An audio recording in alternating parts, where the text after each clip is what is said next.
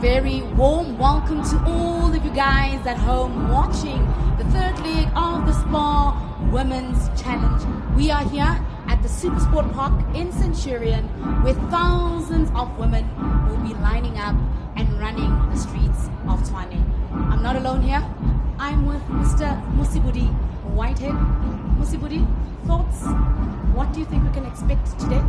Well, I'm expecting a fabulous day. On the sharp end of the field, of course, all eyes will be on Tshwane, who returns to the 2026 SPAR Grand Prix after missing out on the last race in Durban.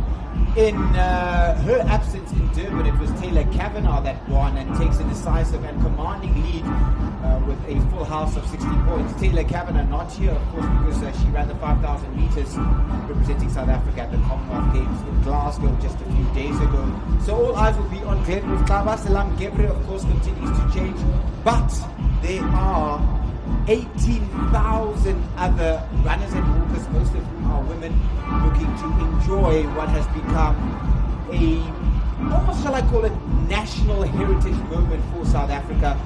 The SPAR Women's Challenge going back well over 30 years and has become one of South Africa's favorite pastimes. And what a way to open Women's Month, the 1st of August, and we're celebrating with 18,000 women here in Tshwane.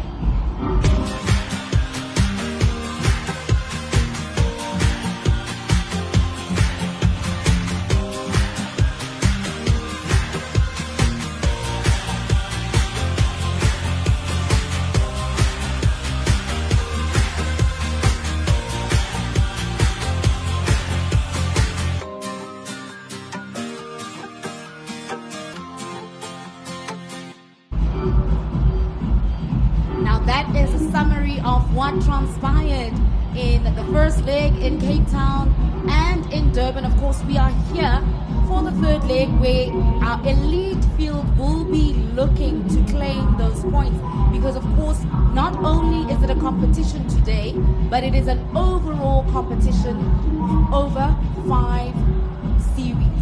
So how the point system works is that they will accumulate points over 5 races. However, we will be taking the best points of the 4 of the 5. Yeah. So elites are looking at claiming those points. And the important thing about taking the 4 best results out of the 5 races, it does allow you to skip a race and still win the overall Grand Prix. And there are the points there. It's Taylor Kavanagh that leads with a full house of points and a 31-33, indicating the time that she ran there. 31-32 was the time that she ran in Durban. 31-33 in Cape Town, where she beat Tshwane. This time around, Salam Gebre was chasing her all the way, and there you have an idea of the points. Full house, 60 points in total. The victory plus the bonus points. It's Taylor Kavanagh on the top spot. Karabo is following close behind her, but if Tshwane wins today, then she will move up into second. The race for the overall Grand Prix series title will get a lot tighter between Kavanagh and Kavanagh. So both Karabo and Taylor Kavanagh currently not here. They are representing South Africa at the Commonwealth Games. So this is an idea of the route. We do start at Supersport Centurion here in the nation's capital, just about 1,500 meters above sea level. It's a fairly testing course with lots of climbs and sharp turns, but there are some long stretches like this one here, which offer some respite as runners run downhill back towards Supersport Park and expect a pretty sprightly finish. Tshwane having broken 32 minutes here before, a couple of years ago when she was in the Cura form, of course. Can she do it again? It's going to be something around the 32 mark, I think, between 32 and 33. We have a superb run, maybe 31.50, but I think probably looking at a low 32. And those are the ladies getting ready. They are at the starting line, getting ready. It's almost 2 o'clock here in Tshwane. They'll be running the streets of Tshwane, getting ready. Those are the ladies there at the start. And the interesting thing for me about the SPAR Grand Prix and the SPAR Women's Challenge is that we see various age groups of elite performers lining up. Always many juniors. The age group categories are highly competitive, 40 plus. I'm a veteran, 50 plus, masters and grandmasters, all running for something, and because it also is pretty good prize money for these age categories as well. So we see many of them, and of course the club that won the Grand Prix last year, the Boxer Athletic Club, taking pride of place out there in front. And you know, one of the positive things about the SPAR Women's Grand Prix, with the normal races where you've got a mixture of men and women, sometimes it's hard for the ladies to gauge more or less what position they're in. But here at the SPAR Women's Grand Prix, there's no, it's just women. There's no men in the mix of things. And you see there, Yvette van Zyl, she's just getting ready. They're chatting with fellow club member Sean. Although both of them are 32-minute runners at their best, Hollywood Athletics Club and Olympians. Yvette being a 4-time Olympian, and Sean although been to the Olympics once. Exactly, and we also see Kayla Jacobs there as well, who had a baby just last year. I think the baby must be about 12 or 15 months old. It wasn't too long ago, just before August, that she came back in August 2025. So there she is, trying to find her best form, and lots of talented athletes there. I see Zante Talyard as well, who's been a medalist at the SA Championships over 5,000 meters. She runs there in the red of the Boxer Athletic Club. Lots of Nedbank athletes as well. We saw Anna Molazani all the way from Bloemfontein, Mangaung. She's there running in the colors of Nedbank, and there are all the shoes that are ready to take on this 10-kilometer course. Of course, ASICS, lots of prizes to be given away, and I've seen people ask me, what do I have to do to win the ASICS shoes on the socials? Well, pay attention and enjoy the SPAR Grand Prix. We will keep you informed. Certainly, ASICS being the sponsor for the Tshwane leg. We saw that lovely ASICS shoe showing earlier on. Now the ladies just getting ready to start the race. Now, of course, you spoke about it earlier. Quite not a flat course. Not a flat course by any means. You know this area well. They run out and go downhill, but as they come around the bend and under the bridge, then there's a longish and testing climb. So this sort of course tends to favor the stronger athletes, the strength athletes, and so expect those who've been running marathons, like the Aldino's you mentioned, like the Yvette, who's now a comrades runner, comrades gold medalist, expect them to do a little bit better as the speedsters and track athletes, some of the younger athletes perhaps struggling a little bit. Looking for Glendo's cover, I think she's there in the back, perhaps wearing the black cap, just struggling to spot her for the moment there, but she should be lining up in this 10-kilometer start here at the SPAR Grand Prix. I think what makes it special is the start time, not the start time that we are used to, but it has become a particular feature of this race, hasn't it? And the nice thing about that, you know, this is a ladies' race. It's mothers, it's aunts, you know, it's guardians. They've got little babies that, you know, they wish they could maybe come to a race, and they've got babies to look after. There's a nice play area where you can drop off your little one, and getting ready in the morning, not that 5 o'clock in the morning where you have to wake up early in the morning. You can wake up nicely, 9 o'clock, get the family ready, and still come and enjoy the race. And you can even do a run before this one, morning jog, and then come and race SPAR in the afternoon. And we have one or two promising juniors there in the back. We'll spot them as things go, but I think I did see our junior champion for 2025 in the SPAR Grand Prix. And it's one that holds such prestige. Many athletes will put this on their calendar for the season. And in particular, they will target the Tshwane one as one of the bigger ones for them to end up inside the top 10. So we are almost ready to go now for the SPAR Women's Challenge in Tshwane as we enjoy Women's Month. Yes, certainly enjoying Women's Month, and just talking about, you know, the women. You're talking about the elites and looking at the history of the SPAR Grand Prix and the women that have come, you know, from this race. Your Renee Khamers, Yvette van Zyl has been in the game for a very, very long time. Even Ilana Meyer back then. Yes, And not just South Africans. You got Hilalia Johannes, who was also part of the series, a bronze medalist at World Marathon Championships. So the SPAR Grand Prix not only creates this platform for women at large to enjoy, but also creates a great platform for our elite women in South Africa. As a springboard, I beg your pardon, as we talk about springboks in this part of the world, a springboard to further greatness. Now, just less than 2 minutes to the start of the 2026 SPAR Women's Challenge right here in Tshwane. It's the Grand Prix Series, the third stop after we started in Cape Town, and then moved to Durban, and now we are in the city of Tshwane. 18,000 runners about to get underway, and we will keep you informed about what happens at the sharp end of the field as we will end up winning the overall Grand Prix title. So it is about the title today, but the big prize is that overall title that you are talking about. And just talking about the prize, the overall prize that SPAR, the money that SPAR has put forward for this Grand Prix is just under 2 million rand. That is a lot of money.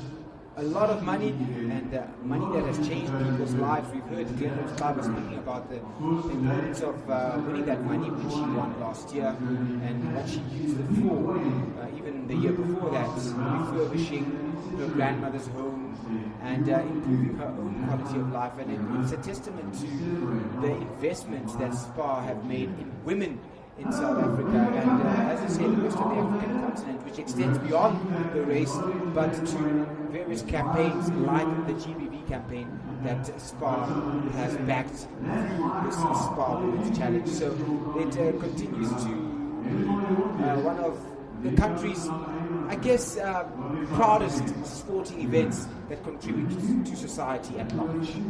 And you talk about the charity of, ending period poverty and GBV.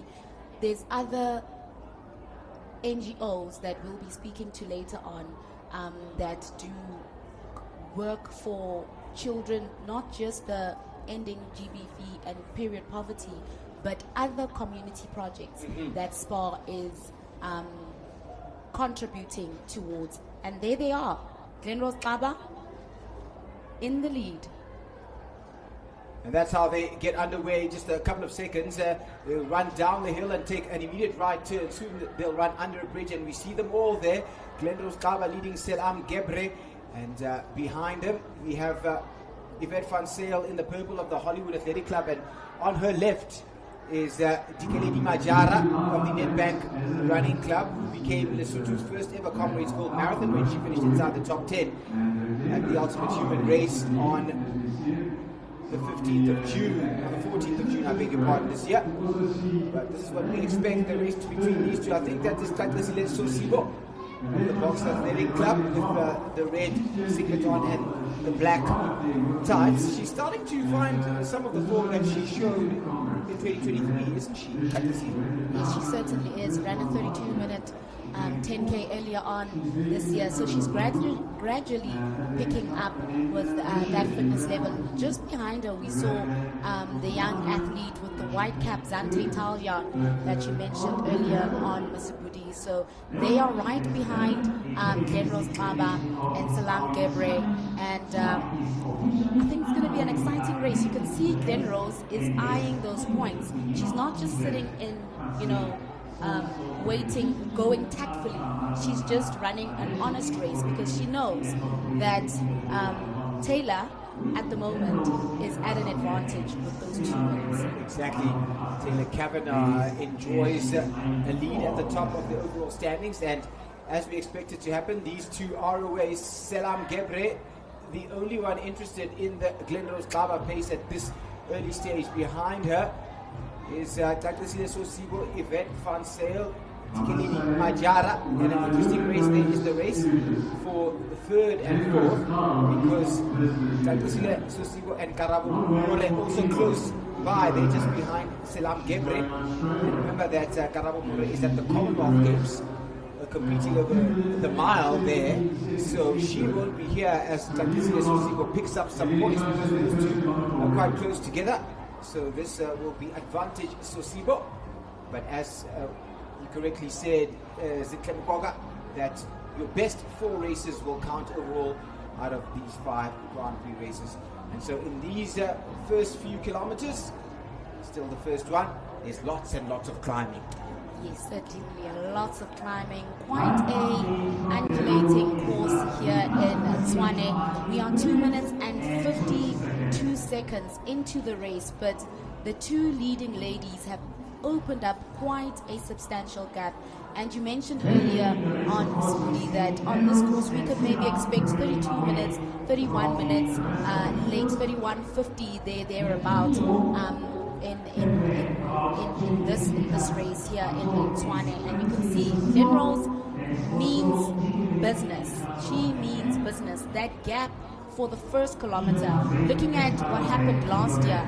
Last year in the first 3-4 kilometers or so, there was quite a few ladies in that bunch, and this year it's a completely different picture. It's a completely different picture, but it's one that we've become used to here at the SPAR Women's Challenge in Tshwane. That picture is Glenrose Kaba leading out the women. Remember that she won in 2025 and in 2024. In 2024, beating Talunare in a wonderfully competitive race. And you remember her winning again last year here. So Glenrose Kaba enjoys this course. And perhaps she could win again here as she goes head to head with Selam Gebre. Gebre has been in pretty good form in 2026 over 10 kilometers. She took second at the SPAR Grand Prix down in Durban, and she ran a 31:44 there, which is pretty close to some of the fastest times that she's ran, having run 31:42. So that's a pretty good form for Selam Gebre, who still dabbles in 10 kilometers and marathons, and I think that she probably will have the strength to stay with Kaba at least until halfway. You talk about Selam running that 31 minute at over the 10K, and I'm just looking at the Durban leg, the Cape Town leg. We are starting to see more 31 minutes being ran on South African soil. 2 South Africans running 31 minutes at the Cape Town leg. Taylor Kavanagh running it again at the Durban leg, and I think it's a good sign for South African road running. Spot on, the needle has shifted before. If a South African woman ran 32 early, like 32:10, it would celebrate a time like that, and it will almost be guaranteed of winning a race. But since more and more East Africans have been participating in the SPAR Grand Prix, in the Absa Run Your City Series, we've seen that this has allowed South African women in particular to now step up the level. And certainly when it comes to Glenrose Kaba, who leads this race at the moment as you watch the SPAR Grand Prix here in Tshwane, and Taylor Kavanagh, they have become consistent 31-minute performers. And we will see, I'm sure soon, the likes of Karabo More joining them, given that she's got a very strong track pedigree over 1,500 and 5,000 meters. Karabo More currently sitting second on that SPAR Grand Prix standings, and like Mr. Budi mentioned earlier on, she's currently at the Commonwealth Games running the mile race together with Taylor Kavanagh. So the SPAR Grand Prix, if you're just tuning in to watch this action, apologies for the slight break in pictures. We are following the action, and the action is being led by Glenrose Kaba. She heats things up there in the front alongside Selam Gebre, the Ethiopian. The two of them enjoy a lead of at least 20 meters, and they led even before the first kilometer board had been passed. So Kaba is in dominant mood today, and the question is, can Selam Gebre challenge Kaba and perhaps even give us a victory for the Nedbank Running Club? It's also that battle in the chasing group. Vivek Van Sail sitting in that chasing group. Takisile Sosibo and the youngster Zante Talyat also sitting in that chasing group. And talking about youngsters, we've also seen quite a number of our junior runners coming through here at the SPAR Women's Grand Prix. And not just our open ladies are fighting for that overall Grand Prix prize, but we also have the competition for our junior ladies that are battling for those overall Grand Prix prizes. Something to tell you mentioned finished inside the top 10 in Durban. She took the 6th position there. She ran 34.11. I think at this sort of altitude, she's probably going to run somewhere around that, maybe just slightly outside 34.30. Anything inside 35 minutes would be good. But she is here again. Titus is also 4th in Durban, back again. And we'll feel that perhaps she can get that 3rd positions, and we will keep you informed in terms of the time. Just to let you know that the time at 3 o'clock is unofficial. We are a couple of seconds out. We will give you those official times as things go along there. Kaba continuing to lead this SPAR Grand Prix. The question here is how do you approach it?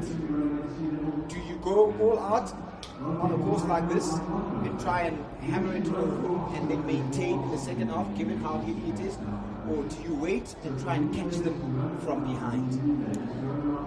Looking at this course, I would approach it like Bruce Fordyce says. You start like a coward and finish like a warrior. So a course like this, you would start conservatively, and then towards the end, you start picking up. You look at how Karabo More approached this very race last year. She wasn't in the leading group or the chasing group, nowhere to be seen earlier on in earlier stages. But as they were around that 7-kilometer mark over the bridge, you saw her covering ground from all the others who went off very strong in the beginning and were paying at the later stage. Exactly. So there's the advice from Zintle Mokoka. She is not only an analyst and a presenter, but she was a top runner herself. Yes, in the era of Nolene Conrad and those, she was a 1500 meter runner. And also thing or two, of course, she's the daughter of the legendary Stulele Singh. And of course, she, what can I say, lives in the same home as Stephen Mkoka. So knows something about how to attack these courses, and I think that's where we see it come to life, certainly in the second half. And we saw Glenrose Kaba a couple of years ago in that duel against Tadu Nare also pick up around that 6-7 kilometer mark and really hammer it home there. Yes, that's normally how she would approach it. So today she went really full force from the beginning, and we've seen from the first one in Cape Town, where it was that back and forth, Salem Kebre in that lead with Glenrose. It was that back and forth, and then towards the end, Glenrose just snaps and runs away from the rest of the field. Well, in the absence of Taylor Kavanagh, maybe you're just tuning in asking, where is Taylor Kavanagh? Been enjoying her form in 2026, well, the form continues, but it's been on the track. She will be on the way back to South Africa after representing the nation at the Commonwealth Games and picking up 8th position in the 5,000 meters, where she bettered her own personal best by a couple of tenths there, running a 14:58 and change. Really good run from an athlete in fine form. That track speed will benefit her when she comes back to run the SPAR Grand Prix 10 kilometers. So Glenrose Kaba really has to win today to close that gap on Taylor Kavanagh at the top of the standings, and then it's all to run for in the final few races of the Grand Prix. Taylor certainly in the shape of her life. Speaking to her earlier on this year, she was like, there's been a shift in the mindset, and she's just doing this to enjoy it. She's put less pressure on herself, and she's doing the running just to enjoy it, and everything's just now just working out for her. And she's self-coached. Yes. Self-coached, and her improvement this year is really amazing. And says something about the confidence of an athlete who is self-coached and now starts to bring the results. Thank you for watching and staying with us here. We have our pictures back, and this is Kayla Jacobs here, and running alongside Zante Talliard, it looks like, as they chase runners ahead of them here at the SPAR Grand Prix. Apologies on the break-in pictures. We are doing our best to restore those pictures. If you're asking yourself what's happening out on the road, well, Glenrose Kava still leads there. It's about 13 and a half minutes on the clock. We are, as I look at the clock behind me, just about a minute behind. And this is one of the most testing hills of the course. It is a monster climb up towards John Foster Road, and the athlete from the Cape handling the climb very, very well. Certainly, some athletes who move from the coastline tend to say, hey, it's difficult when I move to the inland, as obviously the air less oxygen here in altitude, and she is from the coastal line, but she seems to be really doing well. And Kyla, from giving birth and how she's improved from the time of giving birth, I think she's doing really well. Karabo Mailula just passing our screen. She's also another one under the mentorship of Casta and Violet Semenya. Karina Swiggers also just crossed the screen. Karina Swiggers, of course, is a journey woman. She half marathon, steeplechase, 1500, 3000, 5000, 10,000 and 10k, and can do fairly well in many different disciplines. She finished 12th in Durban there, running 35:15, so not too bad. There's Andre Mulder also there, and she's running on that 35:36 mark herself. So they continue to do well as they now turn the corner here just around some of the office parks in Centurion. Our bikes will be chasing down the figures there of Karina Swiggers, and in front of her, Dikeledi Majara. And these two chasing the athletes in front of them there. You can see Kanjwa Molaini at the SPAR Grand Prix. They all strung out in single file as they chase Glenrose Kava, who will be now probably about at least 3 minutes, 2 minutes ahead of these athletes.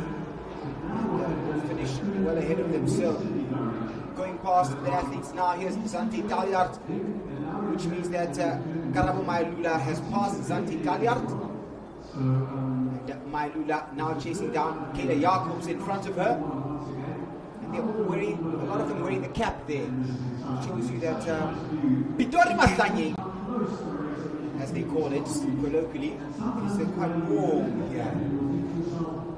So Nicola in the cap there, and Wine Zante, I think, is right behind Karabo Mailula, that chasing group. But it is Hervé van Zyl that we see here on screen in the colors of Hollywood, chasing Tshwane Sosibo. Tshwane certainly looks like she's really, like you mentioned earlier on, Musibudi, she's coming back to that form that she had back in 2023. And she would be in third place now, what we make of it, Tshwane Sosibo, and is a very good athlete on the climbs. You can see that wonderfully muscular build of Tshwane Sosibo, originally from the area around Bulwa, KZN, which is where multiple Comrades Marathon champion Bomusa Mthembu was also from, and he inspired her. She always tells us to start running. She would watch the Comrades, and if Bomusa wasn't winning, she'd stop watching and go outside and play. And she's currently lying in third place now. But look at this gap here from third place up to the leading two. And it is still a battle between two. Salam tucked in right behind Glenrose Kava. Glenrose Kava leading that, but it looks like Salam is covering too much ground. She keeps on looking like she's going to the left, to the right. She keeps on moving, zigzagging. And by doing this, she's adding unnecessary kilometers to her distance. She keeps on glancing to that watch, and that can be telling at times. She states that she is maybe struggling a little bit more than Glen Rose, because in just the past few seconds she's glanced at her watch about 3 times. Spot on, wonderful analysis, and as you say it happened. So Glen Rose Kaba now darts ahead of Selam Gebre Shaindambende, and Gebre seems to have given up. Oh yes, she looks over the shoulder and now she wants to see where third place is. Well, she still has well over 10 minutes to run, and if she's glancing over her shoulder now, then trying to see if can catch her. But there goes Glen Rose Kaba. Kaba now disappearing into the distance. Wow, look at that. In the space of about 200 meters, she's taken a good 20 meters out of Gebre behind her, and Kaba flying ahead. Certainly flying ahead. And when she broke away from Selam, it almost looked like Selam got discouraged. Her cadence dropped quite significantly. Ooh, and there she trips a little bit. I'm wondering if she didn't go a bit too hard in the beginning. And I mean, if she's not careful, Tshwane Sosibo is right behind her. It's going to be a difficult race, and I guess this is why we love distance running. Sometimes it's simply about the grit, the determination, and how far into the house of pain you're willing to go.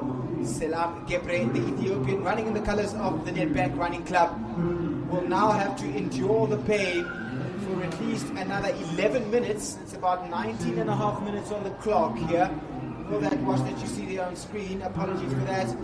And she knows, she looks over the shoulder again, that she's still got some way to run, with Glen Rose Kaba quite far ahead of her now, as she worries about being caught.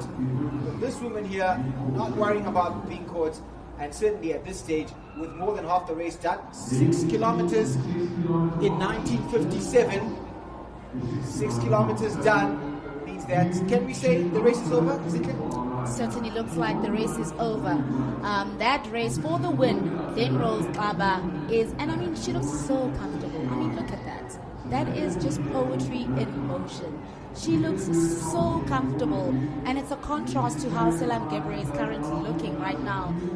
She looks like she is hurting. Selam looks like she's hurting, and we spoke about the points earlier on. So it's not just the positions that count. There's also bonus points that are up for grabs for time bonuses. So if they run faster than 34 minutes and 40 seconds, they get a bonus point of 10 points, and if they run between 34:41 and 35:30, then they get a bonus point of 5. So the ladies will be looking to claim those points as well. Precisely. So it means that she should, at this rate, Glen Rose Kaba, get a maximum allocation of 20 for the win and 10 bonus points for running what looks to be well inside 34 minutes. I think here we might even see a sub 33, I reckon. And Glen Rose Kaba has made a habit of running 32 early or even 31 late at altitude, especially in Tshwane. She's done it here. She's broken 32 minutes at the SPAR Grand Prix, and she also did so in the Absa Running City Tshwane 10K a couple of years ago. I remember her finishing fast and making the old Comrades Marathon legend and multiple marathon winner Charles Tshwane breathe heavily. Yeah, he was breathing with his mouth open and his teeth out as Glen Rose Kaba put the men to the sword in that race and finished inside 32. So she certainly can do it here, and she's done it here before, and she knows the route. She knows just where to accelerate. And your analysis spot on, Sinclair, because you mentioned the 6 kilometer mark. The 6 kilometer mark is where she broke away. Certainly. And around that 6 kilometer mark, she crossed it just under 20 minutes. So that's around a 3:19, 3:18 average pace per kilometer. So we can expect, if she winds it up in the end, we could expect an early 32 minutes. But if she winds it up, we could dip under the 32 minutes. She's ook Glen Rose Kaba. 4 warm, nou brandt het. Right here in the nation's capital, Glenrose Kaba giving us what we want, what we love to see. And she is absolutely belting it here at the SPAR Women's Challenge 10-kilometer race in the nation's capital in Tshwane. She has left Selam Gebre behind her, and Gebre now worried about being caught by Taklisile Sosibo behind her. So the race for second and third not done yet, and if she tires, maybe even Yvette van Zyl could catch Selam, because we know how well she climbs and how she goes all the corners of the city of Tshwane. Yvette van Zyl, a lover of hills, so she is, she is in danger. Looking at how Katlasile was looking and how Yvette van Zyl were looking, their cadence looked very, they still looked confident. And she had a very substantial drop in her pace, because Glenrose opened up quite a huge gap in just a matter of minutes. What goes through your mind at that point, Zintle, when you are in pain? There's still a lot more of the race left. You're worried about your position in being caught. What do you do? What goes through your mind to make sure that it doesn't all fall apart? I think the best thing to do at that point, you find the comfortable pace, a comfortable pace that you can go at. So you try and maintain that, because sometimes you'll have a little phase of, a dip. You just tone it down a little bit, heart rate drops a little bit, and maybe you might just recover and try to pick it up again. So try and maintain, hold that pace a little bit lower, and then you're right, as you get a second wind, and so then you can pick it up again, rather than trying to hold that pace, which is suffocating you, and eventually end up blowing and perhaps not even completing the race. So that's what's happening here at the SPAR Grand Prix. The clock on your screens, apologies for that, is just about a minute behind time. So it means that at about 24:30 we've got at least another 8 minutes or so, 7.5, depending on how fast Glenrose Kaba runs, until we see our first performer across the finish line here. And it really has been an exciting day, because behind them there are 18,000 who saw onto the Supersport Centurion Park field that we see behind us here. It's empty at the moment, but it will be full of people, and this will be the first of them to make her way onto the field there, and just managing to get out of the way, Glenrose Kaba.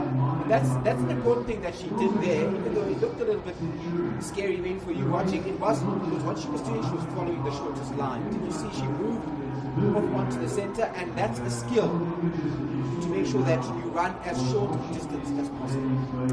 Every single meter counts, so it is a good idea to always try and run the shortest possible.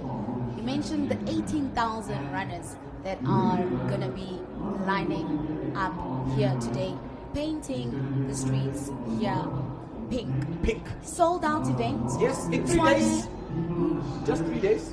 The Tshwane race, and it's becoming so popular. It gets sold out so quickly. It's been sold out for the past few years now. That's how popular this race becomes, and people always talk about what they get at the finish line. Goodie bag Omhlaba! The best goodie bag, many people say, in South Africa, and that's because SPAR leverage on their wonderful distribution network, and when you open that bag, oh my goodness, olive oil, all the best that you could ask for. But in addition to that, what draws people is the absolute vibe. So stay with us here, because later on, as we speak to more and more people, we do have Annelie Bouwer, who will be out there on the finish line giving us that vibe. And there's always some concerts, lots of dancing, lucky draw giveaways based on your race number. So lots of fun, and it becomes a social outing, I think, for many, that we are going to do the SPAR. I remember doing the SPAR in 1994, I think somewhere around there, with one of my school teachers turned off. with one of my school teachers, we all went to the class and went, hey, we're going to do SPAR, and we got a little medal and a sticker, and I stuck it as a sticker on the wall in my bedroom, and that was it. And it really was fantastic to think that 1994 was a long time ago now. and it has lasted that long, a testament to the wonderful commitment that SPAR has shown, in particular to women in South Africa. So you're watching the SPAR Grand Prix. It's about 27 and a half, going for 28 minutes on the clock. It means that Glenrose Kaba still leads, and not too long from now we will hear the sirens of the traffic police accompanying her, the lead vehicle, as she enters this precinct. And you can hear them from quite some way away, because when you're outside the stadium, you still have a good 800 meters to run, zigzagging your way in and around the field. So from about 30 minutes or so on the clock, she is close to the stadium. And then the crowd also that are here, the volunteers are here, will encourage her home. Certainly, she'll have a warm welcome here at the Supersport Park by all the spectators, all the volunteers that are here to support the SPAR Women's Challenge. A brand that is really strong. The SPAR Women's Race has got such a strong brand. You look at the Durban leg, the day before, the ladies had nationals in Gqeberha. Marathon championships, 5 kilometer and the road or mile, and they showed up on tired legs. Some were running the half the previous day, some ran the 5, some ran the mile, and they showed up the next day. And that talks to the kind of brand, you know, the kind of brand and the kind of event the SPAR Women's Grand Prix is. Talk to us about Glenrose Kaba, and in particular that training camp now that's beginning to produce many champions. Violet and Casta Semenya, more than just Glenrose Kaba these days. Why? What's the secret? You're close to that part of the world. Look, the camp has got quite, generally you'll see a lot of camps having a lot of male athletes. There's a lot of female athletes that are being cooked and groomed in that training camp. You've also got Elizabeth Putamo, who's also sitting in that top 10 for the overall standings. You've got Glenrose Kaba, Karabo More, Karabo Mailula.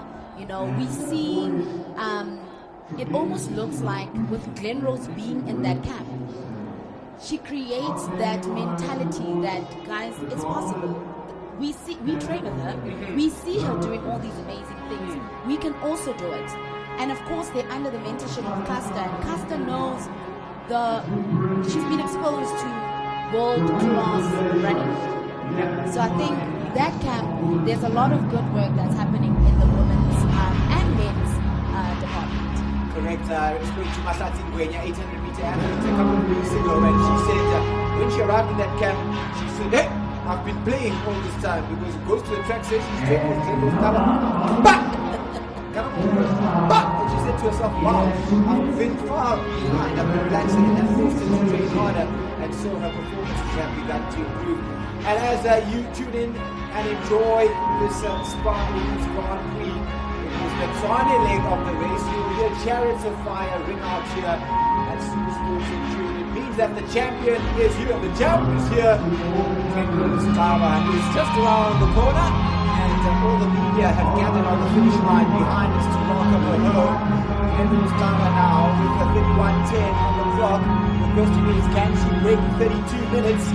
How far inside and outside will she be?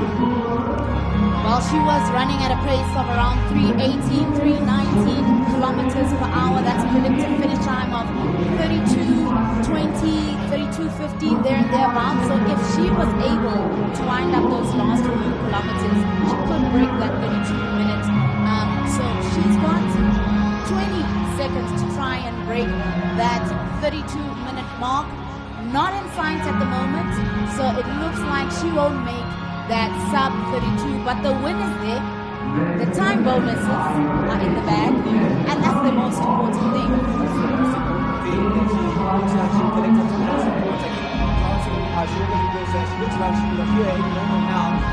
All the volunteers, the media, and the experts are here. They are on their feet, and so she enters. Glenrose Kaba does what she has been doing best for the better part of 3 years, which is to win.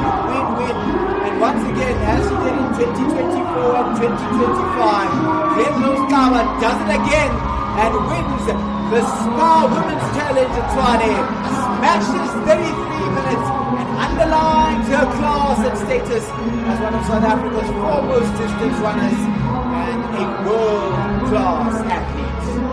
World-class athlete. General Clubber, 31-12, current national record holder over the 10-kilometer, national record holder over the 42-kilometer. Really decorated athlete.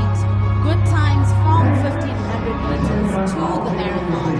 She claims the victory here in Tshwane, bagging a total of 30 points. Bags the 30 points, which means that she remains in the hunt for the overall series title. She's won the SPAR Grand Prix series 3 times now. She defended the title last year. She won it in the pre-COVID era once. She's won it twice since 2020. That was in 2025 and 2024. And this year, more competition from Taylor Kavanagh, but with this 30 points she picks up here today, will inch closer to Taylor Kavanagh at the top. And with Kavanagh not competing here today, it sets up an interesting next leg where the two shall meet. Still waiting for our second place athlete. Managed to break 34 minutes. As she enters, she'll be happy to see that finish line and Tatisile being far behind her. We'll have to see whether Tatisile is still sitting in third or whether Yvette van Zyl has covered that gap. And it is Salam Gebre making her way through to the finish line in the colors of Nedbank Athletics Club. That was quite the gap that we waited for quite a while. Wow, Kyla Jacobs. Excellent run from Kyla Jacobs. Kyla Jacobs manages to smash 34.40, so she also earns 10 bonus points as the Salam Gebre and picks up her first podium of the SPAR Grand Prix of 2026. Tatisile Sosibo coming in fourth. Karabo Mailula also covered ground from Yvette van Zyl. Kyla Jacobs, her approach was like Bruce Fordyce's approach. Start like a coward and finish like a warrior. That is Karabo Mailula crossing the line. She'll take fifth position. Yvette van Zyl coming in the colors of Hollywood. She'll take the sixth position. Interesting. Yeah, how the positions changed. They changed, yes. Interesting how those positions changed. But Kyla Jacobs, she certainly covered up a lot of ground from those leading ladies. And it's a very good run for the Yvette van Zyl as well when you consider that just about 6 weeks ago she ran almost 90 kilometers on a brutal course. So pretty good run from her. It shows that she's recovering well. Exactly, Yvette van Zyl to manage to finish well inside the top 10 here at the SPAR Grand Prix. Karima Spiegers, she was outside the top 10 in Durban. This time she's inside the top 10 and manages to finish inside 36. And also another one, 36 here. Is it Zante? I think it is Zante Italian. Definitely it is Zante Italian there. He's got the sunglasses on.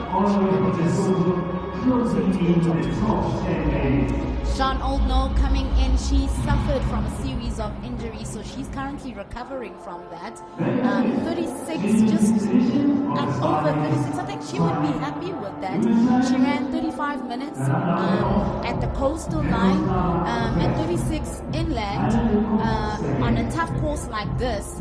I think Sean should be happy with that performance.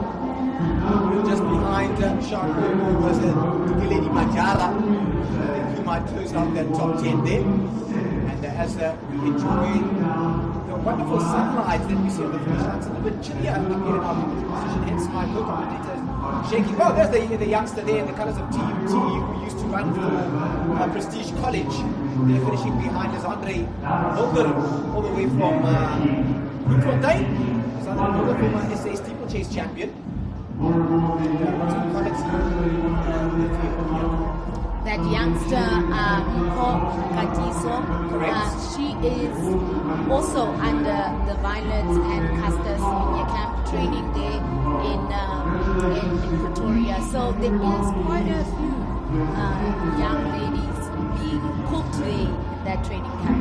They certainly have an eye for talent. They do to Costa and Violet, and an eye for female talent in particular. As we celebrate our top three, Klenko's Kaba winning it inside 33 minutes, and Gebre just a shade outside 34, running about 34.10. And Kayla Yako looks to have snuck it inside that 34.40 mark.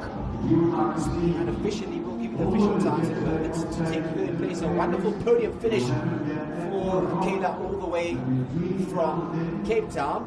And to do that at altitude as she continues her comeback to some of the best form shows that she is beginning to show the form that she showed around 2023 before she gave birth. So excellent work there from Kayla Jacobs. Now more and more finishing. And some juniors as well as we wait to cross to the finish line. Would love to hear the thoughts of our victor here today, and we'll share those with you shortly. So good to see some veterans now crossing the finish line. 40 plus and 50 plus. Athletes also now beginning to come across the finish line, and that's wonderfully competitive to have 50-year-old athletes finishing inside 40 minutes. So let's go to the finish line. I'm Annelie Bauer. Welcome to the SPAR Women's Challenge on a sunny day. Here with me is Zante. Zante did the 10 kilometers. Zante, how are you feeling? Tired. It was a very tough race.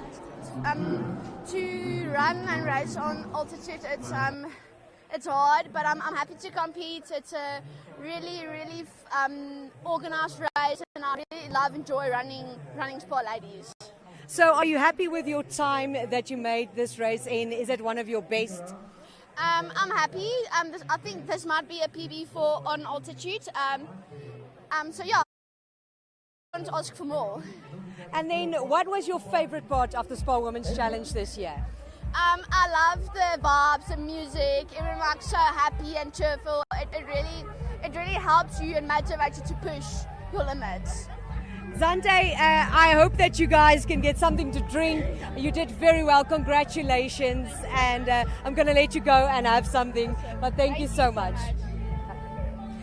So we have a great day here at SPAR. There's 18,000 ladies doing the SPAR Women's Challenge this year. I'm at the 10K ending. We did the top 3 already.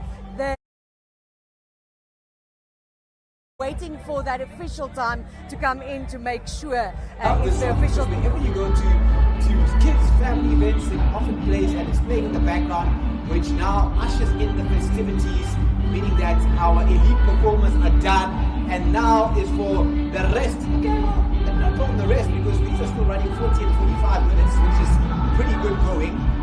And that is for Zimbabwe, also a veteran. She runs around the 42, 41 minute mark.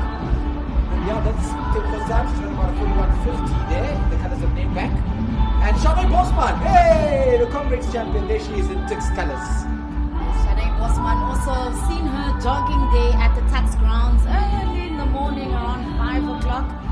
So she also trains there in the tax grounds. I also saw Cornelia Joubert. She crossed the finish line around 38 minutes. A previous marathon with South African marathon champion. Joubert from Johannesburg's West Rand, and now her son is also running. I've seen him running some cross country. Joubert approaches the veteran mark. So let's cross over to Annelie Bauer, who has more.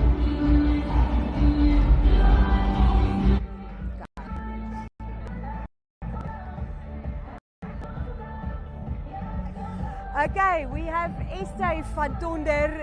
Esther is one of the first 40 and over to come across the line. She's also second in the Grand Prix. Congratulations, Esther. Thank you so much. How was your race? Did you do it easily this year? What did you struggle with? Yeah, well, my practice runs were mainly part of heels, but I don't think it was enough because these heels were brutal. I was a little bit slower, worked myself up, but we felt it. The hills are crazy. So the SPAR Women's Challenge is a big thing every year. Why do you actually enter the SPAR Women's Challenge? Well, it's actually just to motivate my kids to just be a stand-up mother and just to support them. And then what was your favorite part of the race this year? The finish line, of course. That's always a good answer. Are you happy with your time? With his heels, yes, it's a bit slow, but I'll take anything today. The course was really brutal. Thank you very much and congratulations. Thank you so much.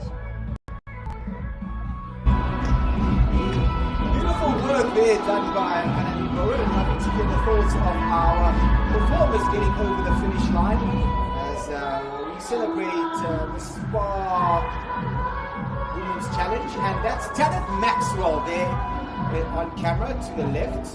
She was one of the very first athletes to be signed by the Boxer Athletics Club. I think she might have been the first when it opened, well, over 20 years ago now. Of course, Tanith having represented South Africa over the marathon at the Olympic Games, and is still running as she's getting closer to 50 years.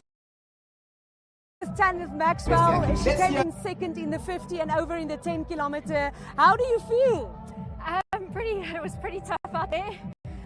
Coming the coast, I never won one up here, but it was a nice race. It's the second one I've done in my entire career, and I always find it tough. So except for the location change, what was the most difficult part of this race for you? I think I'm just not used to the hills. Most of my races in Cape Town are on the flat courses, so this was very undulating. So that was, And then what do you enjoy most about the SPAR Women's Challenge? oh, the vibe. The vibe. I've been running this since I was 12 years old, and the amount of people that in women's running is just amazing. And then it is Women's Month. What do you think a race like this means for women and women athletes especially? I think it's really special. It just brings all women together from all walks of life. I think it's a really special day for women. You struggled today, it didn't look like it at all. Well done on your race and congratulations. Thanks, thanks very much. So just confirming some of the action from today. Wonderful smile there from Tanith Maxwell, and she knows what it means to run fast, given that she represented South Africa at the highest level. Now, Glendrose Kaba has run about 32:30 today to win. We're still waiting for the official finishing time as you see more athletes, especially our wonderful age category competitors coming across the finish line. But she won this race in 32:53 back in 2024. And we're just waiting for official confirmation, but this might amount to a new course record here today from Glendrose Kaba. We're just waiting for official confirmation, but looks like she might set a new course record with Glendrose Kaba here at the SPAR Grand Prix in Tshwane. And Bora. Oh, the Failonda, I beg your pardon, one of the big clubs around here, which has many athletes, including Yolandi McLean, complex marathon gold medalist, multiple complex marathon gold medalists, runs for the Failonda. And there's a Failonda athlete finishing the race there. 45 minutes, no slouch. It takes a lot to run the race in 45 minutes. And joining us now here is a man whose name, I guess, has become synonymous with the SPAR Grand Prix. Looking very festive. Yeah, I was just trying to get my lei together. People don't know that this is called a lei. You can call it a necklace of flowers. I just call it Celebrate Her. That's what I call it. Please spell it for us so we know it's not L-A-Y, right? I think it's L-E-I. You're right. L-E-I from Hawaii. Yeah, from Hawaii. Very Hawaiian. How did you have had a fabulous Bro, day? I have to tell you, when I got dressed this morning, I got dressed with purpose. To come to Supersport Park and to know that there are going to be thousands upon thousands of women who are celebrating themselves, I want to let them know that I'm celebrating them as well. It's not just about femininity, it's about bringing the patriarchy a bit down as well. It's about recognizing that gender equity comes from boys and from men as much as it must come from our women. We're sharing a platform today with some amazing people, my brother. I got to tell you, Zindle knows this already because she's got a husband who she loves and who loves her. But you and I, Musabudi, we are blessed to have so many wonderful women in Mzansi who consider us partners, brothers, fathers, uncles, and we just need to keep pressing on, and that's what the SPAR Women's Challenge 5K and 10K race does. You've been here, I mean, for many years. This is year 9 for me, huh? Is it year 9? Renta found me. 2017 was my first time, and it was here in Tshwane. What has it been like for you to experience the growth of this platform called the SPAR Women's Challenge? I was chatting with Martin Bester, who you know very well from Jacaranda, the morning show, and he has a band, so he played this morning. He's integrally part of the SPAR Women's Challenge family, especially in Tshwane as well. And we said that it's the color, it's the authenticity, it's the genuine nature of people coming together in love and in unity and in Ubuntu. And what we shared with each other was a criticism. We gave each other constructive criticism. We said, what is it we can do better? How can we improve? There are many races that people can join. There are many causes, many charities that you can join. But there's something special about a women's race. There's something special about us coming together for the creators, for the ones who have cared for us, and the ones that, the go-go's, that have looked after so many families. And so Martin and I just simply said, you know what, my brother, whatever we can do to make it better, we need to do our part. Not just as men, not just as ambassadors, but as humanity to keep pumping the SPAR Women's Challenge and the SPAR Women's Challenge Tshwane. And you talk about the men, the humanity. Can you talk to us about the men listening? You know, this is a SPAR women's race. The men listening and watching, what can you say to them about the initiatives that SPAR is trying to drive? Simply, one of the things that I found that as I get older, and you know I'm a grown man now, you know that, right? Grown folks. You know this, right? I've seen us lose so many young men, men in general, because of mental instability, because of misunderstandings, because of psychological warfare that maybe they're going through in their families or in their homes. I want to recommend to our men that we speak more. We do what women do, that we have the chat, that we engage more, and especially with our boys, our leaders who are men. I implore them to speak to boys, that tell them that maybe what they've done in the past is wrong, but they want to make right with their past. So that it's not just about gender-based violence, but that's a big part of the change that needs to be made. Healing. The healing is critical. And with men, it's fine to go to the bar if that's your thing, but that's an escape. We need to have honest, sober conversations about life, about our women, about our children, about our ancestors and how they did well and how they did wrong. And I think when we have those open and honest conversations, I think then we create stability and we create sustainability in our homes, because the first economy is the family. That's where it starts.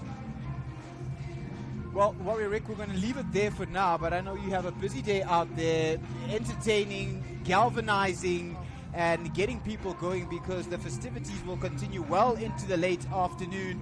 But this is a course which you're passionate about, even outside the SPAR Women's Challenge. Where can we find you online if I want to hear a little bit more and engage with Warrior Rick some more? Listen, Buddy, I'm a warrior. I'm not a worrier. So you can always remember, when you want to go to war, not against flesh and blood. I'm too old for that. But the spiritual warfare is fought in the mind. It's fought in the spirit. And so as a warrior, I call myself Warrior Rick. So anything Warrior Rick, I'm with it. That's who I am. That is my identity. Instagram, TikTok, Facebook, but more importantly, live right here at Supersport Park. I'm going to show them what a love warrior is all about. A love warrior, Warrior Rick with a C, no K. And you can find him spitting gems, as they say, and sharing wonderful wisdom with us. Thank you so much for your time, my brother. Thank you. Let's enjoy the party. Let's enjoy the party! Ziakala! As we continue to enjoy the SPAR Women's Challenge here in Tshwane, as they are crossing the finish line here to enjoy the race with us.